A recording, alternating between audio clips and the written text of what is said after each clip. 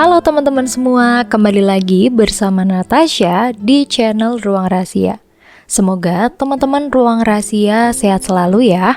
Nah, sekarang kita akan melanjutkan kisah yang masih bersambung sebelumnya dengan judul Hadiah untuk Suamiku dan Selingkuhannya. Kalau teman-teman Ruang Rahasia belum nonton episode sebelumnya, Natasha sudah mencantumkan linknya di deskripsi video ini ya. Yuk, simak ceritanya sampai selesai.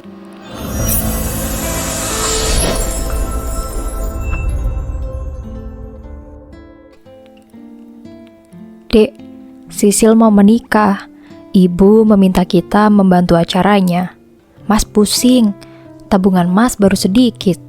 Kalau boleh, Mas minta tolong pakai uang adik dulu. Nanti Mas ganti. Aku mencebikan bibir. Gimana gak sedikit tabungannya? Hampir sebulan 3 kali dia keluar kota. Entah benar urusan bisnis, entah jalan dengan gundikannya. Perempuan yang tidak punya harga diri. Sudah dicampakan, tapi masih sudi dipungut lagi. Maaf ya Mas, nanti saja kita bicarakan di rumah. Gak enak bicara lewat telepon. Pungkasku. Dia mendesah. Ibu minta jawabannya cepet, Dek. Bodoh amat. Ibu kamu yang dia tahu kan hanya uang, uang dan uang. Bagaimana mencarinya pun dia tak paham. Apalagi Lisanya yang sering menyudutkanku yang belum punya keturunan. Membuat rasa hormat perlahan terkikis. Maaf, aku lagi nyetir.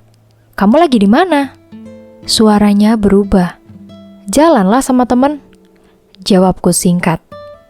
Laki-laki apa perempuan? Jika dulu aku paling senang mendengar dia cemburu, sekarang gemes rasanya. Pengen ngulek mulutnya tuh pakai cabai berkilo-kilo. Menurutmu, kok adik sekarang jutek sih? Oh iya, lagi PMS ya? Maaf ya, Mas gak bisa nemenin adik liburan ini. Aku hanya diam. Aku terpaksa pura-pura haid di depannya kemarin. Ada perasaan tak rela untuk disentuh oleh laki-laki yang sudah menorehkan luka di hatiku itu. Sampai di Jakarta, aku mampir ke rumah mama. Loh, kok sendirian? Irwan mana? Mama menoleh mencari keberadaan menantu kesayangannya itu.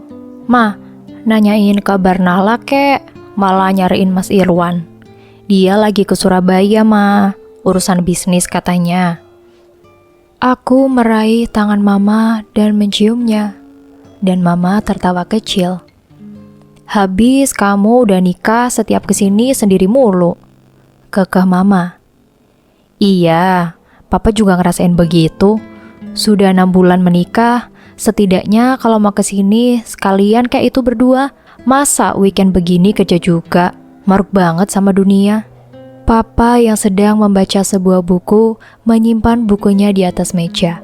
Lalu mengulurkan tangan ketika aku meraih dan menciumnya. Halah, Papa jangan gitu. Irwan itu bekerja keras. Ya wajar dong. Waktu libur dipakai buat kerja. Mama mulai sewot. Bu Yeni, mertuaku adalah sahabat Mama. Mama paling tak suka jika ada yang menjelek-jelekan sahabat maupun anaknya. Belum tahu aja Mama. Padahal ada orang yang memeluk kita erat agar pisaunya lebih menancap erat ke tubuh kita. Sahabat jika tak dilandasi iman, maka akan goyang. Papa sehat, kataku berusaha mengalihkan pembicaraan. Alhamdulillah sayang, sehat, jawab Papa. Setelah ngobrol sesaat, aku pun naik ke kamarku di lantai atas, menyimpan beberapa dokumen penting yang sudah aku siapkan dan aku bawa dalam tas. Maafkan, aku memang mencintai suamiku, tapi aku juga punya hati, yang jika dihianati, maka akan luka dan berdarah. Mas Irwan sudah kembali, wajahnya terlihat lelah, tapi terpancar kebahagiaan. Duduk dulu Mas, aku bikinin teh hangat, ujarku. Lalu masuk ke dalam, membuat 2 cangkir teh hangat, lalu membawakannya ke depan. Aku sengaja duduk di depan rumah, ingin melihat ekspresi Mas Irwan. Masuk yuk dek, mas capek, katanya mulai tak nyaman. Duluan aja mas, aku masih mau di sini, kataku sambil memegang cangkir teh dan menyesapnya pelan. 15 menit kemudian, Yulia lewat di depan rumah. Wajahnya memucat, padahal aku biasa aja. Mari mas, mbak, katanya sambil menganggukkan kepala. Aku hanya tersenyum tipis. Beda dengan Mas Irwan, nafasnya cenderung terlihat grogi. Setelah Yulia masuk, aku pun masuk tanpa mengacuhkan Mas Irwan. Dia nggak kangen sama Mas. Lelaki itu memelukku dari belakang. Maaf, aku belum mandi, kilahku. Pantes, acem. Wajahnya dibuat-buat lucu, tapi sama sekali nggak lucu. Dek, Ade marah ya sama Mas, ucapnya saat kami sama-sama tengah makan di meja yang sama. Marah? Marah kenapa? Ucapku cuek sambil terus menyuap makanan. Ya, kirain Ade marah. Aku diam saja. Dan memang aku marah. Aku benci. Lelaki ini munafik. Jika tak takut dosa, sudah kukasih sianida di minumannya. Dek, nanti pulang kerja Mas langsung ke rumah ibu ya, ujarnya. Iya, jawabku singkat. Aku juga tengah siap-siap berangkat kerja. Dek, kok dingin banget sih sekarang? Adek masih marah ya Mas tinggal kerja kemarin. Ini demi masa depan kita sayang.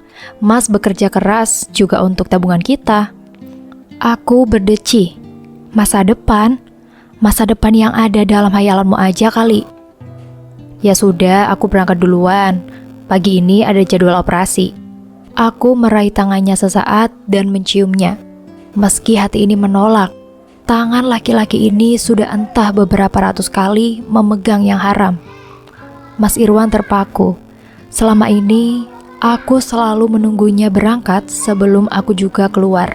Tapi saat ini, aku sedang dalam keadaan yang tak bisa bermanis muka. Jam istirahat, aku sudah duduk di kantin bersama Mbak Hana. Mati-matian, aku menahan air mata agar tak tumpah. Tapi, kenyataannya aku tak bisa. Baru 6 bulan usia pernikahan ini, apa akan hancur begitu saja? Mbak Hana memelukku dengan erat, menyalurkan energi positif agar jiwaku tetap baik-baik saja. Meski sedang dalam masalah berat. Sudah Lala, janda itu bukan aib. Toh pahitnya kamu menjanda. Kamu tak tercela karena yang menghancurkan rumah tangga kalian adalah Irwan, bukan kamu. Aku terdiam. Faktanya begitu. Tapi ada rasa malu saat aku berakhir menjadi janda dan dicap mandul pula. Wah, lagi melo nih. Dokter Adnan tiba-tiba datang dan mengambil tempat duduk di sebelah Mbak Hana. Aku bergegas menghapus jejak air mata. Biasalah masalah rumah tangga, selalu ada prahara yang kadang kita belum nemu benang merahnya, ucap Mbak Hana santai. Sebagai seorang yang belum berpengalaman, saya harus mendoakan agar rumah tangga Dokter Nahla itu baik-baik aja, kata Dokter Adnan bijak. Matanya menatapku. Tepat saat itu juga aku menatapnya. Aku terlebih dahulu membuang pandangan itu, dan dia hanya tersenyum. Kami kembali sibuk dengan rutinitas masing-masing sampai sebuah pesan masuk dalam gawaiku. Aku menatap pesan itu dengan perasaan entah. Pesan dari Sisil, adik iparku. Dia yang mau nikah, kenapa malah aku yang berasa diteror? Gedung X kan memang gedung termahal di sini. Kalau tak mampu, kenapa maksain diri? Apalagi seakan calon suaminya menyerahkan semuanya pada Sisil. Sisil pun mengiyakan. Kompaklah antara bucin dan tak tahu diri. Maaf Sil, Mbak lagi kerja. Nanti pulang kerja mampir ke rumah ya Mbak, pesan ibu. Aku tak membalas pesan itu. Aku tak mau dipusingin oleh urusan orang. Masalahku sendiri juga belum ada titik terang. Pulang kerja, aku langsung ke rumah ibu mertua. Mobil Mas Irwan sudah terparkir di sana. Assalamualaikum. Semua mata menatapku. Ada yang ganjil di wajah mereka. Mereka terlihat tegang. Waalaikumsalam. Cicit mereka pelan. Aku baru menyadari ada Yulia di sana, duduk di samping Mas Irwan, layaknya sebagai seorang istri. Lalu bergegas bergeser setelah melihatku. Melangkah mantap aku berjalan menuju ibu mertua, menyalaminya seperti biasa, tapi mengabaikan suamiku yang menatapku lekat.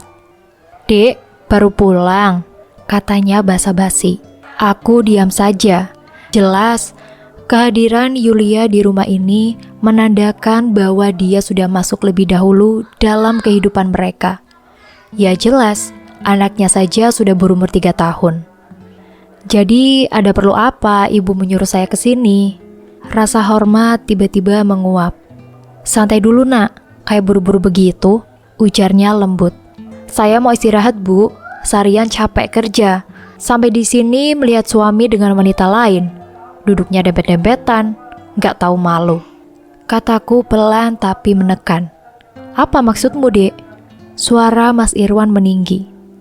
"Kamu masih menyangkal? Teman kantor macam apa yang selalu membuntuti kamu kemanapun kamu pergi?" Kataku tak mau kalah. Yulia pun diam saja. Wajahnya tertunduk.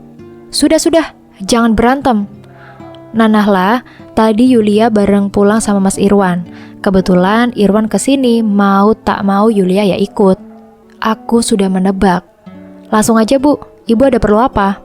ucapku tegas. Wajah itu terlihat ragu-ragu. "Ibu mau minta bantuan untuk acara pernikahan Sisil nak," ucap ibu ragu-ragu.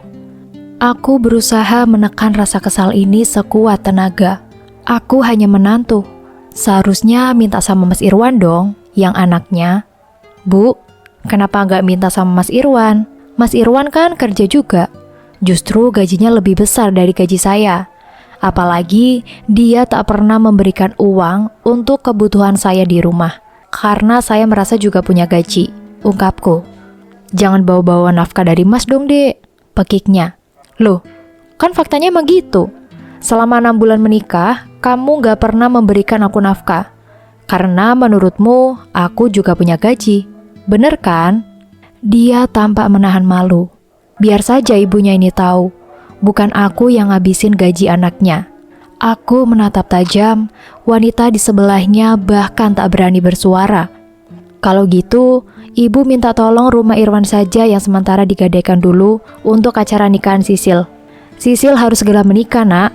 Rio tak mau menikahi Sisil kalau tidak dengan acara besar-besaran. Ibu malu kalau Sisil gagal nikah," ucapnya memelas. Aku terperangah, sumpah mertuaku ini entah kemana pikirannya. "Maaf bu, itu bukan rumah Mas Irwan, itu rumah saya. Mas Irwan hanya membantu renovasi, di finishing 30 juta. Kataku cuek. "Kamu itu hitung-hitungan ya? Gak seperti mamanya. Dasar menantu pelit," rutuk ibu. Aku diam saja. Mamaku emang gila pujian. Sekali dipuji, jangankan harta, nyawanya pun akan dia berikan. Tapi sekali disakiti, ke lubang semut pun pasti dia akan cari. Ya sudah, saya pamit. Aku bersiap berdiri hendak pulang. "Dek, bareng Mas aja," ajak Mas Irwan. Aku menatapnya sejenak, lalu beralih ke perempuan yang sedari tadi tak mengeluarkan suaranya. "Kamu kan tadi bareng dia. Aku bisa pulang sendiri." Aku berbalik tanpa menyalami ibu mertua, yang sudah-sudah dia akan menepis tanganku jika dalam keadaan kesal. "Dasar menantu kurang ajar," runtuknya yang masih terdengar jelas olehku. Perkataan berbanding terbalik saat dia memujiku di depan mama. Dasar munafik. Aku baru saja hendak merebahkan badan saat Mas Irwan pulang. "Dek, kamu kenapa sih? Dari kemarin marah-marah mulu," katanya duduk di sisi ranjang. "Kamu tahu jawabannya, jadi nggak usah dia pura-pura nggak tahu," kataku, lalu berbalik memunggunginya. "Masalah apa dek?" Dia memegang tanganku yang terbungkus selimut. "Mikir aja sendiri." Helaan nafasnya terdengar panjang. Selama 6 bulan, aku bersikap lembut padanya. Apapun yang dia minta, aku kabulkan. Karena selain menjadi dokter, aku juga membuka usaha kuliner di beberapa tempat di Jakarta. Mas Irwan tahu itu. Dia pernah mengajukan diri untuk mengurus semua usahaku itu. Entah kenapa, ada perasaan berat hingga aku menolaknya. Karena karyawan yang aku percayakan semua sudah seperti saudara. Mas Irwan sempat marah, tapi redam lagi. Aku membelikannya sebuah mobil. Begitu perjuanganku agar bisa mencintainya dan sebaliknya. Perjodohan dari orang tua kadang membuat dilema. Tapi ternyata memang sudah ada bangkai jauh sebelum aku menikah dengannya. Assalamualaikum, Ma. Baru saja aku istirahat setelah pagi ini kedatangan banyak pasien ibu-ibu yang mengontrol kehamilan. Mama menelpon. "La, mertua kamu pinjem uang banyak sama Mama. Katanya kamu dan Irwan yang akan bertanggung jawab." Aku memijit keningku. "Terus Mama kasih?" Berharap semoga belum. "Belum sih, lawang minjemnya 500 juta, ya Mama nanya kamu dulu." Aku bernafas lega. Syukurlah. Apapun alasannya, jangan Mama kasih ya, Ma. Kalau Mama kasih, jangan pernah nagih sama Nahla. Silakan, ke Mas Irwan aja. Tapi nggak janji juga sih bakal dibayar. Teman Mama itu tak akan mampu membayar.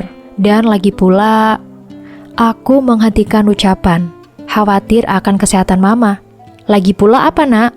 Aku harus berkata apa kalau berkas perceraian sudah masuk dalam pengadilan? "Gak apa-apa, Mah. Pokoknya jangan dikasih pinjam," kataku tegas.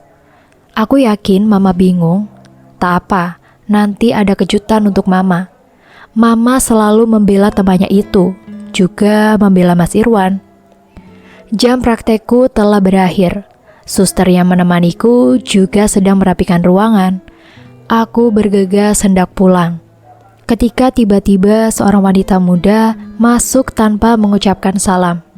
"Mbak, Sisil minta tolong, Mbak. Kalau Mbak gak bisa bantu pernikahan Sisil mohon maaf Mbak Nahla memberikan obat penggugur kandungan. Biar Sisil tak usah aja menikah dengan Rio." Wanita itu sesenggukan. Aku tersentak kaget.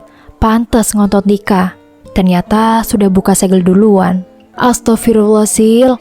Kamu kira saya dokter apa? Kalau kamu berani berbuat, kamu juga harus berani bertanggung jawab. Cukup kamu melakukan perbuatan zina itu. Jangan ditambahkan lagi dengan dosa yang menjadi pembunuh," kataku lantang. Dan Sisil pun sesenggukan. "Mbak, tolong." Wajahnya memelas. "Maaf, Sil. Mbak mau pulang." Aku meraih tas kerjaku dan melangkah keluar. Sebenarnya tak tega melihatnya. Tapi aku bisa apa? Tak mungkin kan aku memberikan apa yang dia mau? Pernikahan Sisil tetap diadakan beberapa minggu kemudian. Walau tak jadi di gedung X, tapi tetap meriah di gedung biasa aja. Meski begitu, aku bersyukur Sisil tak jadi menggugurkan kandungannya. Jelas sekali, pernikahan ini hanya menutupi aib, bukan karena ingin menyempurnakan separuh agama seperti pasangan kebanyakan. Aku tiba di lokasi sendiri. Mas Irwan sudah terlebih dahulu datang. Sebagai anak laki-laki satu-satunya, tenaganya lebih banyak dibutuhkan. "Dek, makan dulu yuk, Mas ambilkan." Wajahnya sumringah. Pesta besar-besaran yang entah dari mana biayanya itu aku tak tahu. Yang jelas, bukan dari uangku atau uang pinjaman ke Mama. "Nanti saja, Mas. Aku mau menemui Sisil dan juga Ibu." Tolakku halus. "Ya udah, Mas temenin." Kami berjalan bersisian. Para tamu undangan begitu ramai. Di sebelah kanan panggung ada televisi besar yang menayangkan foto-foto prewedding Sisil dan Rio. "Selamat ya, Sil." Aku menyalami Sisil. Wajahnya masam dan tak ada senyuman. Bodoh amatlah. Lelaki yang telah menjadi suami Sisil tersenyum sambil menganggukkan kepala. Masih bocah ternyata. Sampai saat menyalami ibu mertua, dia membuang muka. "Lihat, tanpa bantuan kamu dan ibumu yang sombong, acara ini bisa terlaksana dengan megah dan meriah kan? Makanya jangan belagu," runtuknya. "Hus, Bu, ini pesta jangan malu-maluin," berisik Mas Irwan yang menekan suaranya. Untung suara ibu teredam oleh suara musik. Jadi tak ada yang merhatiin adegan yang tak enak itu. Dan aku bergegas turun, memilih duduk di bangku paling belakang. Maafkan ibu ya, Dek. Mas Irwan duduk di sebelahku dan meraih tanganku. Aku hanya diam, perlahan melepaskan tangan Mas Irwan. Loh, Dokter Nahla? Aku tersentak. Dokter Adnan? Loh, kok ada di sini? Aku berdiri. Pertanyaan macam apa itu? Pemuda itu datang dengan penampilan yang berbeda dari biasanya. Baju batik modern berwarna biru muda itu membuatnya terlihat lebih segar dan tampan. Mas Irwan memegang tanganku, ketara sekali cemburunya. Ya dapat undangan, Dok. Masa saya datang tak diundang, pulang tak diantar? Dia tertawa membuatku ikut tertawa kecil. Sisil itu adik kelas saya dulu. Kebetulan nama saya terlintas dalam ingatannya. Dan undangan itu sampai ke saya, katanya menjelaskan. Dan aku beroria. Kalau Dokter Nala sendiri, teman Sisil juga, katanya. Saya kakak iparnya, kataku pelan, yang mungkin sebentar lagi akan menjadi mantan kakak ipar. Dia pun mengangguk-angguk pelan. Silakan menikmati hidangannya ya, Dok, kataku. Oh iya, saya mau menemui mempelainya dulu. Laki-laki itu pamit. Mas Irwan yang dari tadi diam menatap tajam, rahangnya mengeras. Aneh. Dari kejauhan, aku melihat Yulia juga datang. Bahkan, dia memakai baju seragam keluarga. Yulia pakai baju seragam keluarga? Tanyaku kepada Mas Irwan. Iya, Dek. Ibu yang nyuruh, katanya gugup. Bukan syok, aku hanya makin yakin dengan kejutan yang akan aku berikan. Emang layak untuk mereka. Tak lama, lagu gambus Nisa Sabunan dengan lirik, oh, yang gak malu, yang gak malu. Oh, yang gak malu, yang gak malu. Berubah menjadi suara aneh yang membuat semua mata mengarah pada satu titik, televisi besar yang ada di sana.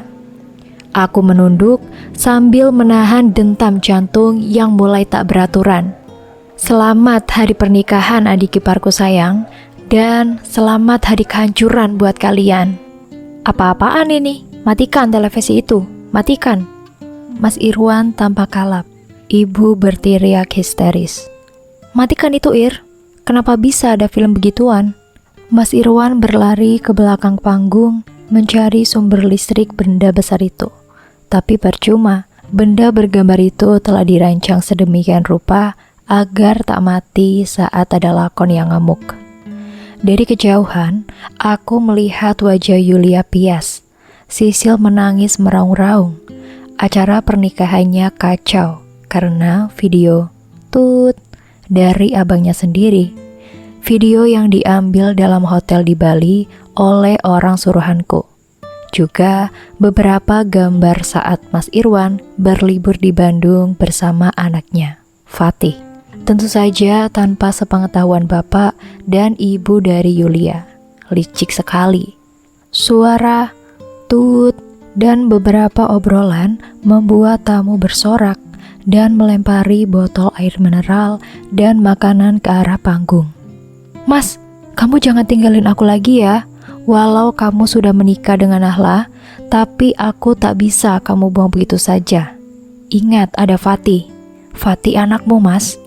Suara itu tak begitu jelas karena sepertinya diambil dengan kamera yang agak jauh. Tapi tetap saja yang mendengar paham akan maksudnya. Iya sayang, aku juga menikah dengan Nahla karena disuruh ibu. Wanita itu kaya, biar kita kuras dulu hartanya, lalu kita buang. Ah sayang, aku makin cinta deh sama kamu. Makasih ya sudah menerima aku kembali. Sama-sama sayang. Lalu adegan panas kembali mereka lakukan. Tentu saja bagian itu sudah diedit dengan memburamkan gambarnya, hingga hanya menyisakan suara-suara menjijikan. Mataku memanas, tak bisa bohong. Aku terluka, sakit sekali. Mas Irwan berlari ke arahku dengan susah payah. karena terhalang bangku dan kursi yang dilempari para tamu yang merasa jijik. Dengan kelakuan Mas Irwan, aku bergegas bangkit dan melangkah menjauh. Semua mata menatapku iba. Mereka tahu aku menantu di keluarga itu. Tapi untuk acara seperti ini saja aku bahkan tak dianggap. Namun itu justru bagus kan? Hampir semua tamu mengarahkan ponselnya padaku. Juga acara pernikahan yang berantakan ini. Baguslah, aku tak perlu menyewa wartawan atau paparazi lagi. Naik, biar saya yang nyetir. Dokter Adnan sudah ada di sampingku, yang telah berada di parkiran mobil. Saya bisa sendiri, ujarku ketus. Saat seperti ini, kehadirannya bisa saja menjadi fitnah bagiku. Ayolah dok, dalam keadaan pikiran yang sedang kalut, berbahaya menyetir sendiri.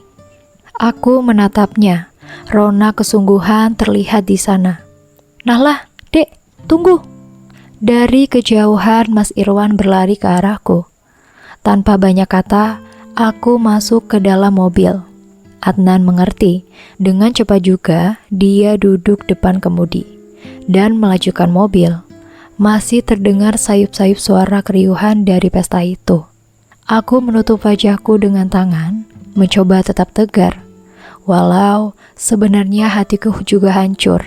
Ternyata laki-laki itu tak tulus mencintaiku. Mobil berjalan pelan, tak ada yang mengeluarkan suara. Kami pun terdiam. Adnan masih fokus menyetir, sedangkan aku masih dengan isak yang sesekali terdengar. Memalukan. Mobil berhenti pada sebuah kafe tak jauh dari Ancol. Adnan keluar, lalu membukakan pintu mobil untukku. Suara deburan ombak sesekali terdengar. Kafe yang terletak di bibir pantai itu sangat indah dan nyaman. Pengunjung yang tak terlalu ramai dan matahari yang mulai menepi membuat suasana romantis tercipta begitu saja. Jika saja aku datang bersama laki-laki yang halal untukku, tentu akan semakin menambah keindahan. Di sini enak ya dok, nyaman. Suara Adnan terasa canggung. Aku meliriknya sesaat, lalu mengangguk pelan. Saya pernah merasakan apa yang dokter rasakan. Hanya nasib saya tak seelok nasib dokter Nahla. Wanita itu yang justru mempermalukan saya di depan umum. Memfitnah saya mandul dan lemah di ranjang. Sekarang, dia sudah menikah dengan selingkuhannya dan terbukti sampai sekarang memang belum punya anak. Laki-laki itu menatap jauh ke lautan luas, lalu menyesap secangkir kopi hangat yang baru saja diantar pramusaji. Aku kaget, tak menyangka dokter yang punya jiwa humor ini memiliki kisah yang pahit di masa lalu. Berarti dia duda dong, bukan jomblo sejati. Belum sempat aku berkomentar, suara telepon berbunyi. Mama, begitu yang tertera di layar gawaiku. Halo, assalamualaikum. Waalaikumsalam. Nahla, kamu di mana? Berita tentang perselingkuhan suamimu tersebar di seluruh jagat maya. Nahla, mama malu. Mama malu. Mama histeris. Sabar, Ma. Biarkan aja. Namanya bangkai, lambat laun pasti tercium juga. Maafkan mama ya nak, menjodohkan kamu dengan laki-laki yang tak bermoral seperti itu. Mama tampak sedih dan terpukul. Mau gimana lagi? Cepat atau lambat, semua harus tahu sepak terjang Mas Irwan. Dasar laki-laki tak tahu diri, Irwan. Saya nikahkan kamu sama anak saya kira kamu laki-laki baik, ternyata bajingan. Pekik mama. Siang ini aku sudah berada di rumah, setelah kemarin aku pulang ke rumah mama. Begitu juga keluarga besar Mas Irwan juga datang. Mas Radit yang beberapa hari ini pulang dari London juga menemani mama, karena papa tak bisa hadir. Hadir juga si ulat bulu, Piang Kerok. Jangan gitu loh Jeng, jangan nyalain Irwan aja. Anak kamu itu loh Jeng, seharusnya lebih telaten melayani suami, sehingga suaminya gak berpaling ke lain hati. Sibuk bekerja, sampai gak bisa ngasih anak buat Irwan. Ingin rasanya meremas muka ibu mertua yang masih membela anaknya itu. Seharusnya ibu ngaca, kalau saya gak kerja, emang anak ibu bisa memberikan kebutuhan saya. Skincare, baju-baju, dan kebutuhan sehari-hari. Ibu tanya sama anak ibu berapa gajinya, dan berapa yang dia kasih ke saya. Selama ini yang ngepani ibu itu siapa? Irwan. Wajah ibu mertua merah padam.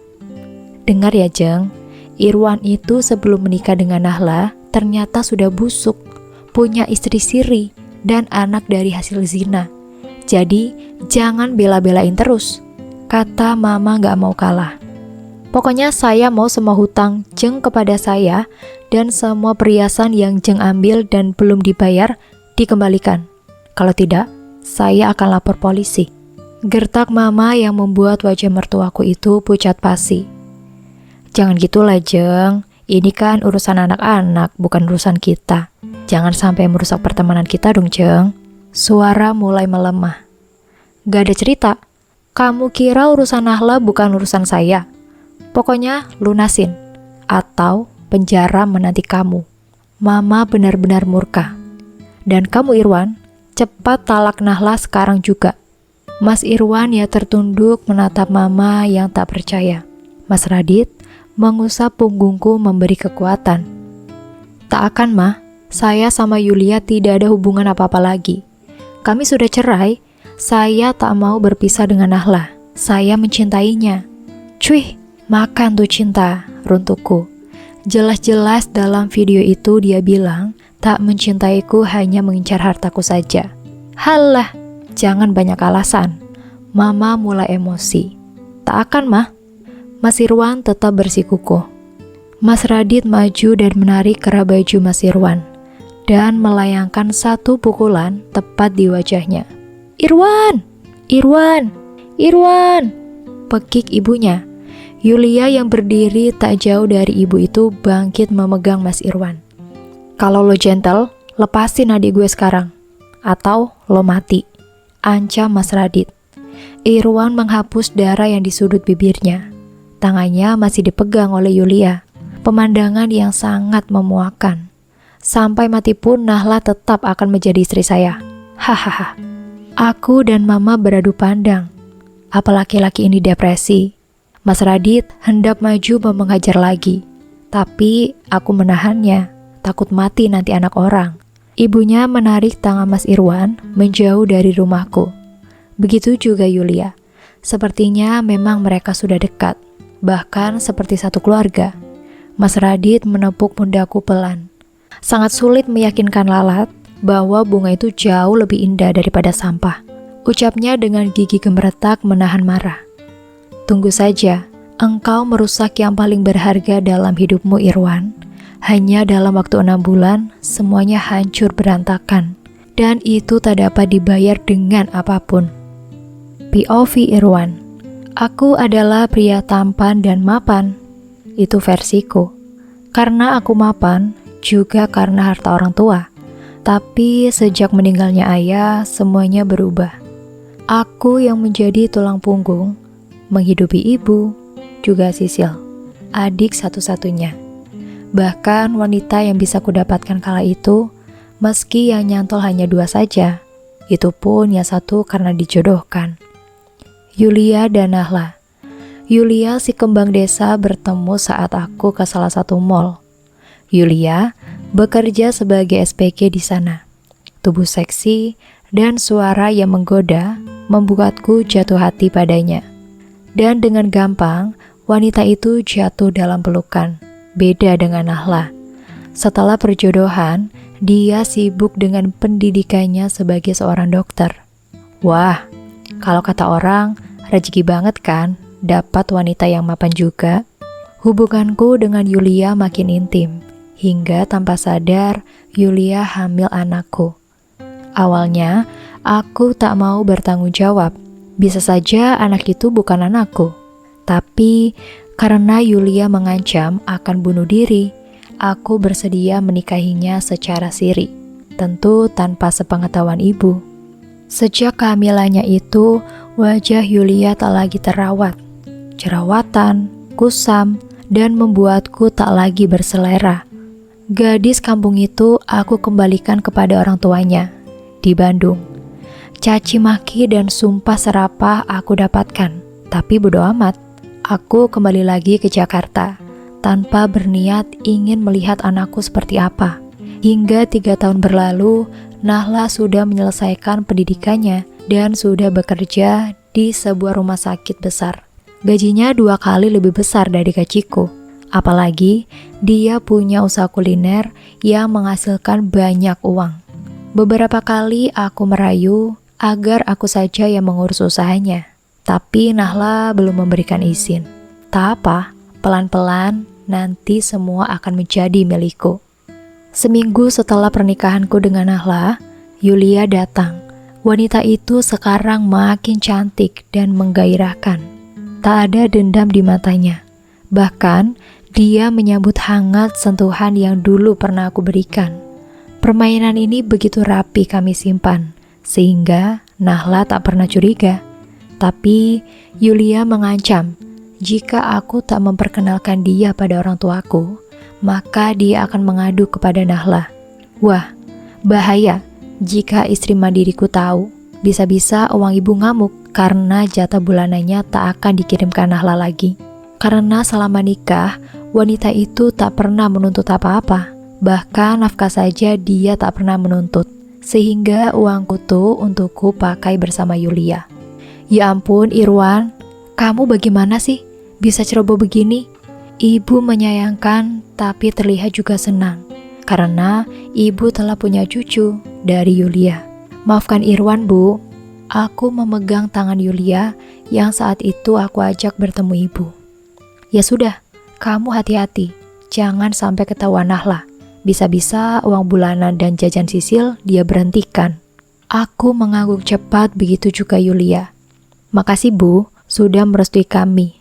Yulia mencium tangan ibu. Dan ibu pun tersenyum. Bawa anakmu ke sini Yul, ibu mau ketemu cucu ibu. Kata ibu lembut. Aku terkesima, tadi mengira ibu bakal ngamuk dan mengusir Yulia. Ternyata malah Yulia lebih diterima daripada Nahla. Aneh.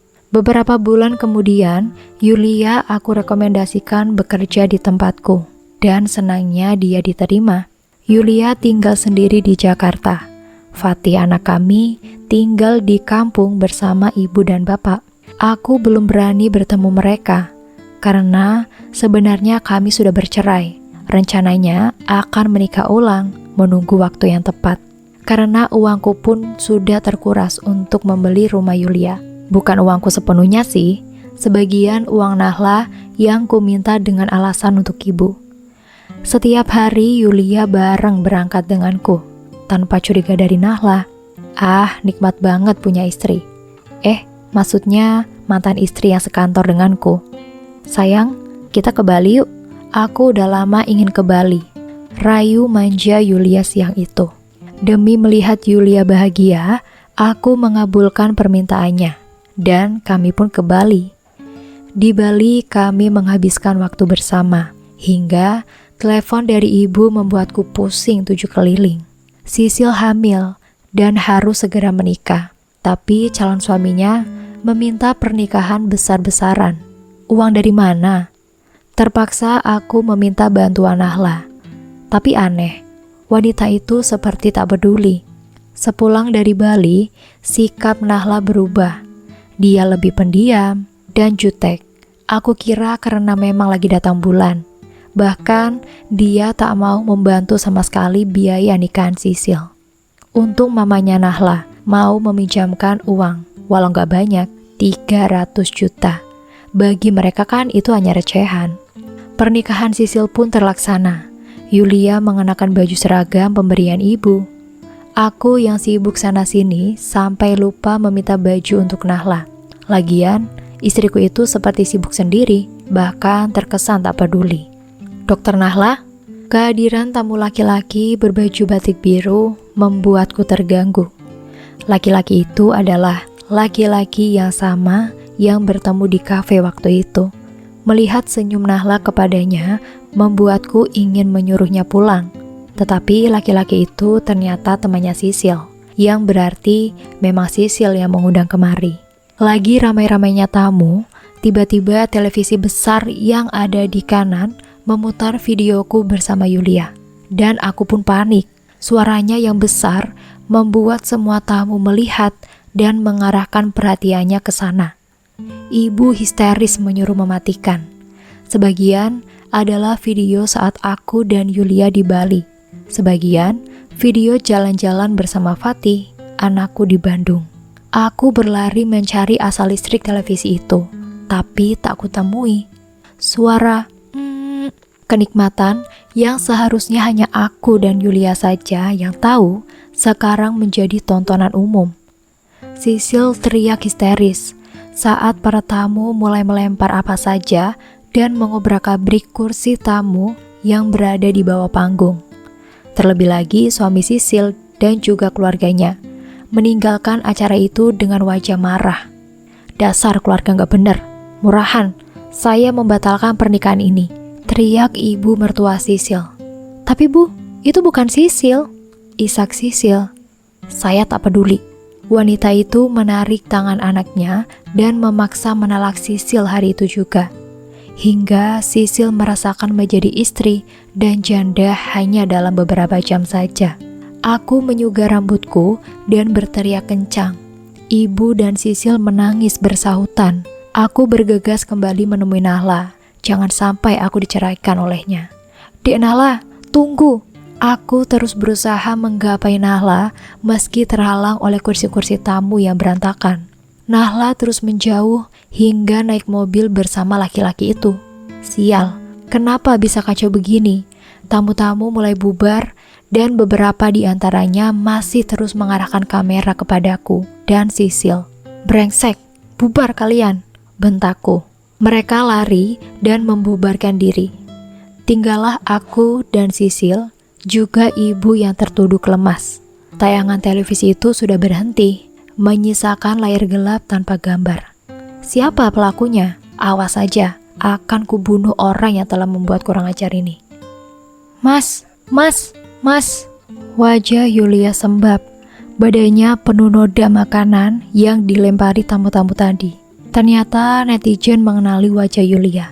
Aku diam saja. Mas, maafkan aku telah merusak semuanya. Yulia tergugu. Aku memeluk wanita itu. Yulia tak salah, akulah yang salah. Mas Irwan, kamu menghancurkan masa depanku, teriak Sisil. Ibu berusaha menenangkan Sisil. Bagaimanapun, aku tak pernah punya niat untuk menghancurkan masa depan Sisil. Ini murni terjadi begitu saja. Mas akan cari tahu dalang di balik semua ini. Geramku gemeretak menahan emosi. Kekacauan itu tak hanya menyisakan rasa malu, tapi beban psikologis bagi kami, terutama Sisil. Wanita itu sedang dalam keadaan hamil. Niatnya ingin menutupi aib, tapi justru malah menambah rasa malu. Bertemu di rumah jam 10. Ajak ibu juga. Pesan dari Nahla. Dari kemarin dia tak pulang. Pasti menginap di rumah orang tuanya. Kamu di mana, Dek? Mas minta maaf. Mas hilaf. Pulanglah, Dek. Kita bicara baik-baik. Pesan itu hanya dibaca tapi tak dibalas oleh Nahla. Keterlaluan. Semalam aku mencari surat rumah ini serta buku tabungan milikku, juga Nahla, dan beberapa dokumen penting aset milik kami.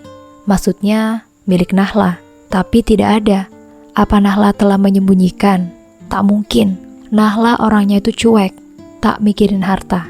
Aku terus mencari setiap sudut dan lemari, tapi tak jua aku temukan.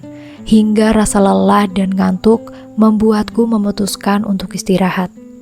Nahla pulang, tapi tidak sendirian. Ada mamanya, juga Radit abangnya. Bapak mertua tak terlihat, mungkin tidak bisa ikut. Ibu dan Sisil juga datang, begitu juga Yulia. Semua harus jelas. Aku sudah memberi kode kepada Yulia, agar dia pura-pura tak mencintaiku. Kami hanya hilaf, tapi seperti semua percuma. Nahla dan mamanya terlihat sangat murka dan memintaku menceraikan Nahla. Aku pun menolak. Tiba-tiba saja Radit, abangnya Nahla, memukulku hingga sudut bibirku berdarah dan ibuku menangis. Akhirnya kami mengalah. Ibu menarikku pulang.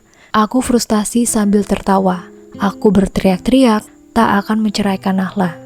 Dia istri yang sempurna, bagaimana mungkin aku ceraikan? Ke rumahku saja, Mas. Bu, tawar Yulia. Kami pun berjalan ke rumah Yulia. Rumah yang ku beli persis di sebelah rumahku dan Nahla.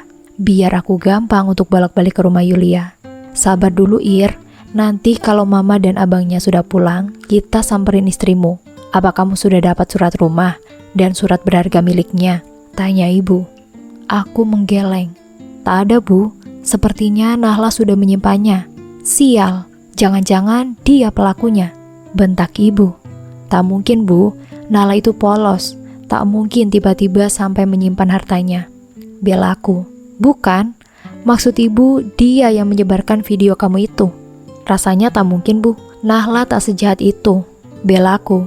Aku masih tak yakin Nahla punya kuasa sampai segitunya.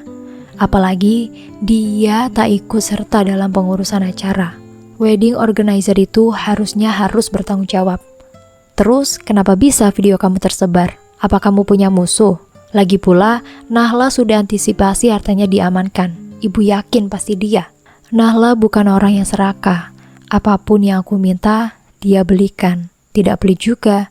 Tak mungkin jika dia kepikiran menyimpan surat-surat berharga miliknya. Dan tak mungkin juga dia pelakunya. Entah, aku akan menyelidiki. Malam sudah menjelang.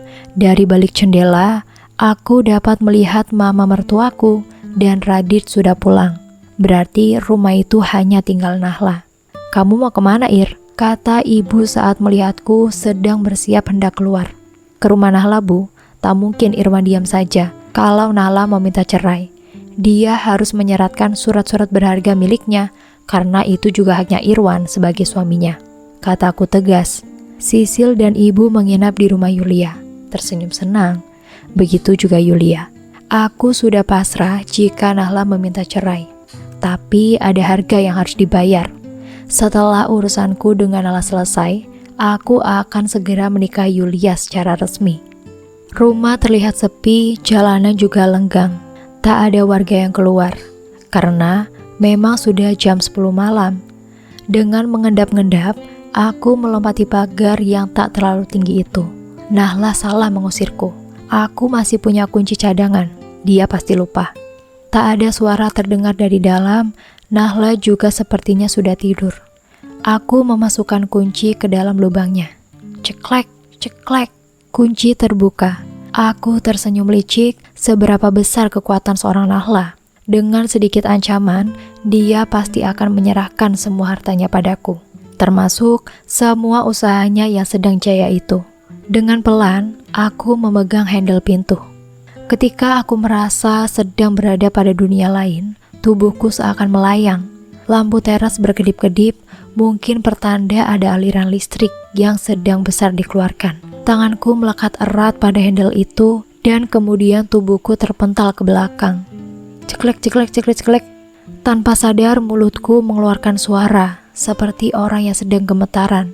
Lampu teras yang tadinya redup kembali bercahaya sempurna. Aku yang masih tergeletak di lantai menatap ke arah rumah Yulia. Tak ada tanda-tanda pertolongan dari sana. Ya ampun, tega sekali. Dengan sisa-sisa tenaga, aku merangkak meninggalkan rumah itu. Gak habis pikir rumahku ada aliran listriknya. Apa jangan-jangan Nahla sudah mempersiapkan semua? Ah, nanti saja aku pikirkan lagi. Badanku kesemutan semua. Tulang terasa rontok. Ketika tanganku menyentuh pagar, masih ada tegangan listrik di tubuhku. Sial, dinginnya malam membuatku tak mampu lagi bertahan. Baru saja menginjakan kaki di teras rumah Yulia, aku terkapar dan semua gelap. Kamu kenapa sih, Ir? Semalam pakai tidur di teras. Mana surat-suratnya? Dapat kan? Pemandangan dan ucapan selamat pagi yang indah, padahal semalam aku nyaris mati merenggakan nyawa. Kan lucu gak ada autor KBM yang bikin cerita. Seorang laki-laki yang videonya tersebar saat resepsi pernikahan adiknya ditemukan mati terkapar di depan rumah selingkuhannya. Diduga habis kesetrum karena mau masuk ke rumah sang istri yang mau ngambil surat rumah. Wajahnya tetap tampan meski belepotan. Itu mah bukan judul cerita ya, tapi berita di TV One. Hehe. Bu, Irwan bukan tidur, tapi kesetrum. Itu pingsan. Kataku kesal. Ya Allah, serius kamu? Wajah ibu memerah marah. Buat apa bohong? Kataku ketus. Kebangetan emang ibu. Gak bisa bedain orang tidur sama orang pingsan. Itu pasti ulah Nahla. Mantu mandul itu harus dikasih pelajaran. Ibu menyisingkan lengan bajunya. Sisil, Yulia, ayo kita maju. Sisil yang sedang rebahan bangun dengan mengusap-ngusap perutnya. Bu, Sisil sedang hamil. Kalau nanti pendarahan gimana? Katanya memelas. Ibu terdiam berpikir sejenak. Ya udah, kamu aja Yul, hayo. Wajah Yulia gugup dan takut-takut. Dia menatapku seakan meminta perlindungan. Aku membuang muka, pura-pura gak lihat. Kalau udah sama ibu, gak bisa pakai mode ngeles. Kecuali memang alasannya masuk akal. Ibu dan Yulia berangkat keluar, aku dan Sisil di rumah. Jantungku berdetak cepat. Semoga ibu kembali dalam keadaan utuh. Suara bisik terdengar jelas dari luar. Aku perlahan keluar dari kamar dan bersambung. Terima kasih teman-teman Ruang Rahasia. Mohon maaf jika Natasha ada kekurangan dalam membacakan ceritanya. Semoga teman-teman semua bisa terhibur dengan cerita yang Natasha bawakan ya. Oh iya, jika teman-teman Ruang Rahasia menginginkan kelanjutan dari cerita ini, jangan lupa subscribe, like, dan bisa bantu komen di bawah agar Natasha lebih semangat untuk menghadirkan kelanjutan cerita yang menarik berikutnya. Sampai ketemu lagi di episode berikutnya. Assalamualaikum.